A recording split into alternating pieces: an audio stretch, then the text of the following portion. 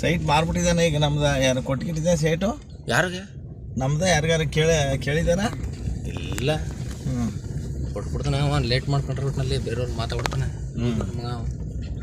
ಪೂಜೆ ದೊಡ್ಡ ಪೂಜೆ ಅವ. ಅಲ್ಲ ನಮ್ಮದ್ನಲ್ಲ, ನಮ್ಮ ಸೈಟು ಪದ ಅದು ಯಾರಿಗೂ ಮಾತಾಡಿರ್ಬೋದೇನೋ ಗೊತ್ತಿಲ್ಲ. ಒಟ್ಟಿನಲ್ಲಿ ಅದಕ್ಕೆ ಭಾಳ ಹಿಂಸೆ ಮಾಡ್ತಾವನೆ. ನೋಡ್ಬೇಕು.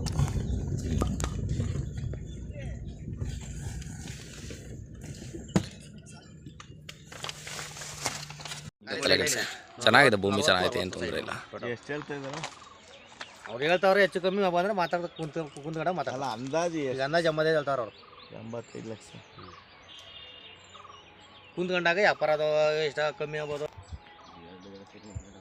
2 ಲಕ್ಷಕ್ಕೆ ಹೇಳಲ್ಲ ಅವ್ರು ಹೇಳ್ಕೊಳ್ಳಿ.